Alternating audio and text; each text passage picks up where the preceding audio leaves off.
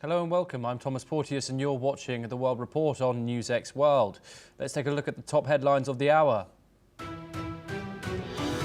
US President Donald Trump says he and Chinese President Xi Jinping agreed to reduce tariffs on China to 47% after amazing talks in Busan.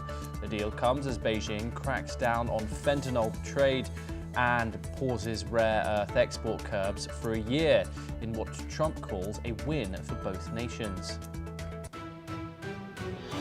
A Turkish disaster response team remains stranded at the Gaza border, awaiting Israeli approval to enter for search and rescue operations. Turkey's Asfad agency has 81 specialists stationed on the Egyptian side of the Rafah crossing, but Israel has yet to issue any authorization. A Pakistani security source says another round of peace talks with the Afghan Taliban is likely to be held in Istanbul after previous negotiations collapsed. The source says the talks come at Kabul's request amid growing cross-border tensions.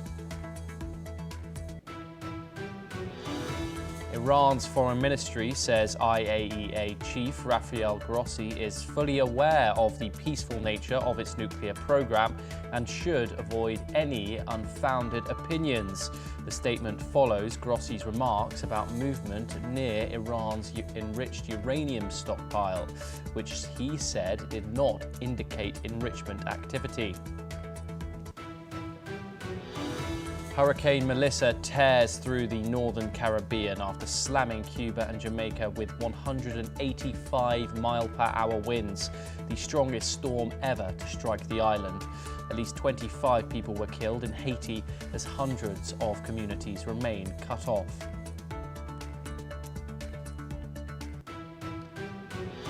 Ukraine says Russia fired more than 650 drones and 50 missiles overnight, killing one person and injuring 17 others as power outages swept the country. Moscow claims these strikes target Ukraine's military-industrial sites, while Kiev says residential areas in Zaporizhzhia were hit and children were among the injured. French police arrest a third suspect over the multi-million-euro Louvre jewel heist, French media have reported. Investigators say the man was detained near Paris as authorities continue recovering the stolen crown jewels. Lebanese President Joseph Aoun orders the army to confront any Israeli incursion in the country's south after an Israeli raid kills a municipal worker. Aoun says the military must defend Lebanese territory and protect civilians, according to a statement from the presidency in Beirut.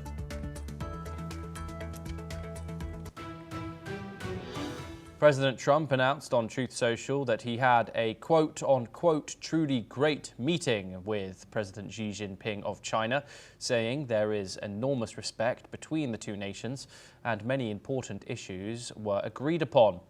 Trump said China has agreed to continue the flow of rare earth critical minerals and magnets openly and freely. Trump stated that China has strongly agreed to work diligently with the United States to stop the flow of fentanyl into the country. He also announced that China will begin the process of purchasing American energy, including a possible large-scale transaction involving oil and gas from the great state of Alaska. Chris White, Doug Burgum and their respective energy teams will be meeting to see if such an energy deal can be worked out, Trump claimed.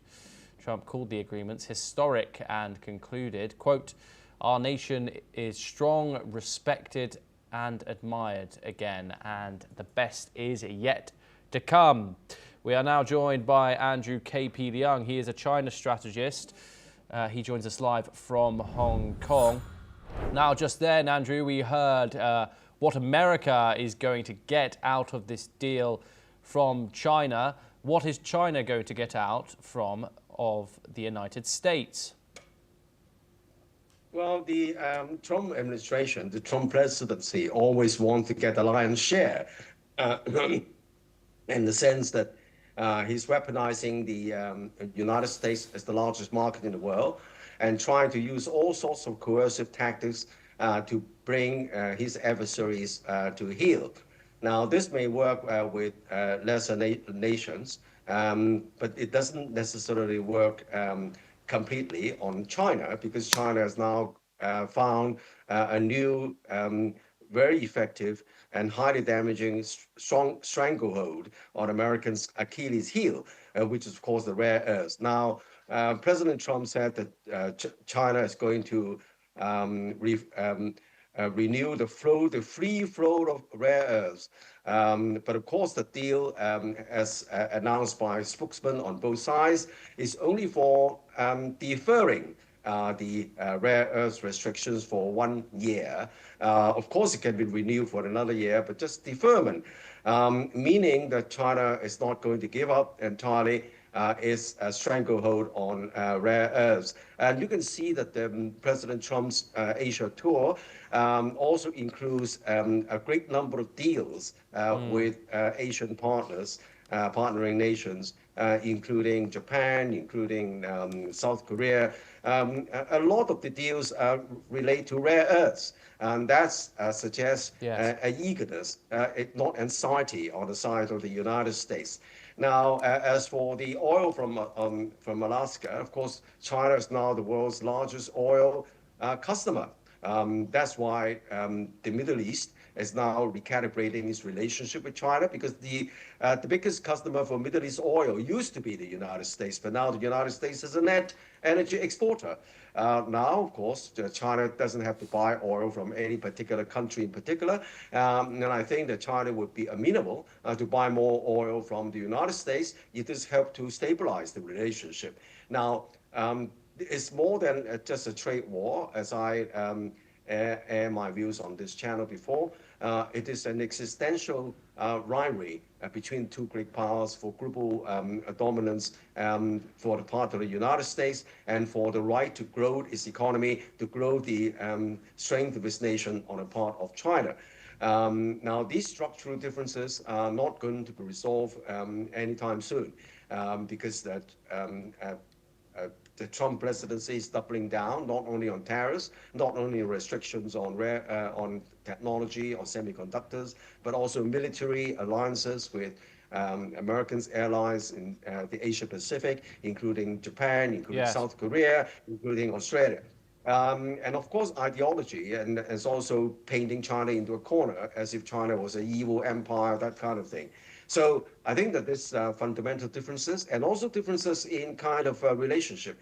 And as I said, the Trump administration always wants the lion's share, if not winner takes all. But China's philosophy is always give and take, as in the case of buying a certain product. A seller gets something, the buyer gets something. But that's not in President Trump's playbook. He always wants to win the lion's share. But apart from the war on technology, on semiconductors, it's also a war on narratives. So you can see that President Xi is trying to hype this kind of meeting, supposed to last for about 3 or 4 hours, lasting for only 1.5 hours, and he's trumping it to say, the United States is set to win a great deal.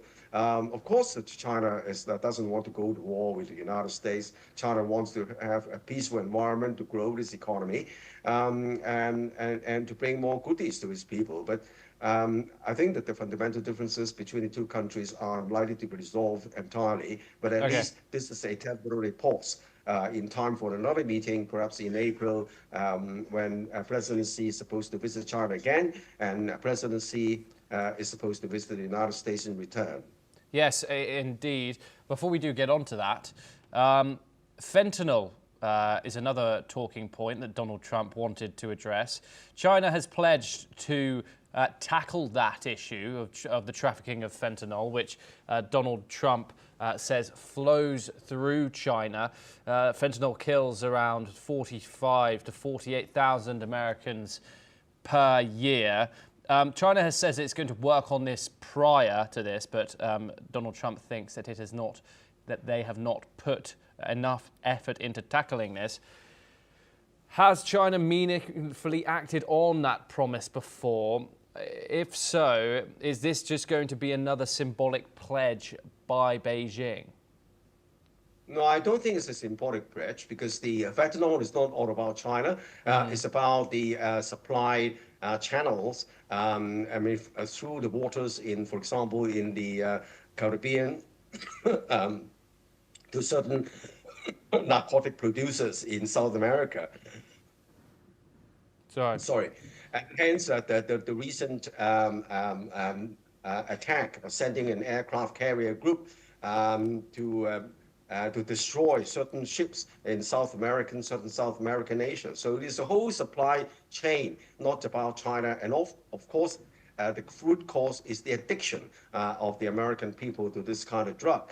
But of course, China has been tightening the supply of chemicals, but maybe the tightening is not strong enough to satisfy President Trump's wishes. And of course, China is amenable to further tightening these chemicals. Now, the problem is that these chemicals may not be just used for fentanyl, may be used for other products. But here again, is a complicated issue, but I don't think that China is deliberately trying to loosen the control of the chemicals. It's just that it's a very complicated, interconnected supply and value chain for the fentanyls import to the United States, including drug cartels in South America, including the addiction of the American people. Okay, Andrew KP Leung, thank you very much. Do stay with us. We have further news, but this time coming out of Europe, where a senior Russian lawmaker has urged US President Donald Trump to talk and not punish. Senator Vladimir Dazaranov says Washington should negotiate with Moscow instead of piling on sanctions. His remarks, carried by Russia's local news agency, come amid renewed tensions between the two powers, from energy to defense and cyberspace.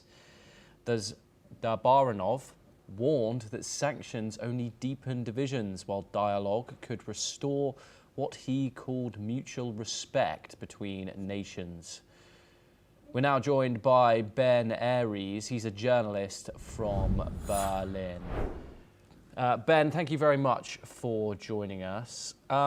Pushing for more dialogue here when Donald Trump and also Ukraine, of course, have backed multiple ceasefire deals, while, of course, Moscow has rejected them. What is your response from this Russian lawmaker here? I think look, there's been a lot of talk about ceasefires. Trump himself introduced the idea of an unconditional 30-day ceasefire way back in April, and that's become the default position for the West. However, Putin has sort of dug his heels in, and he's been pushing for a broader, more difficult to do ceasefire deal, peace deal. But by that, he's just demanding his maximalist demands that starts with Ukraine should give up the whole of Donbass and at the same time commit itself to never joining NATO. And I think everything else apart from that is just hot air. It's just talk.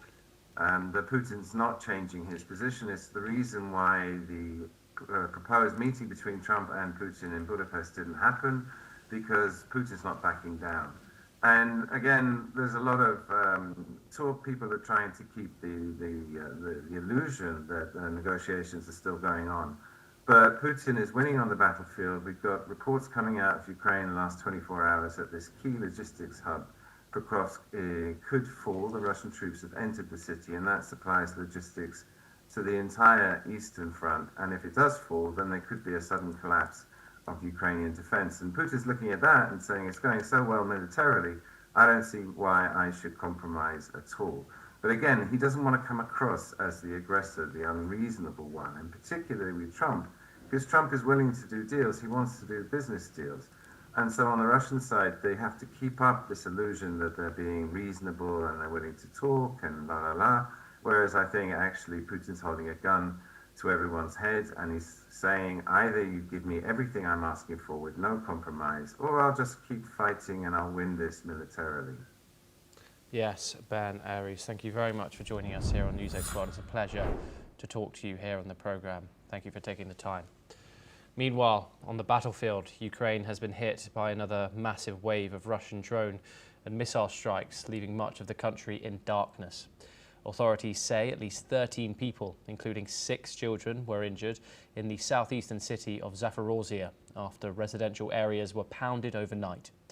Officials say the young victims, between 3 and 6 years old, are suffering from severe shock and multiple injuries.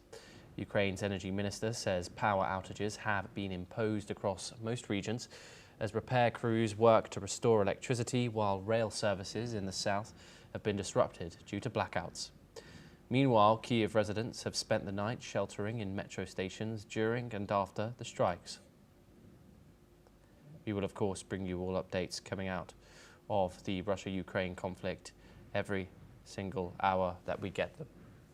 But back over to the Indo-Pacific for our next story. And China has urged the G7 nations to uphold market economy principles and stop undermining the international trade order. Responding to the G7's plan for an alliance on critical mineral production aimed at countering Chinese dominance. Foreign Ministry spokesperson Guai Jiakun said China has standardized and improved its export control system in line with international practices. Canada, hosting G7 energy and environment ministers in Toronto, said the focus will be on securing supplies of critical minerals.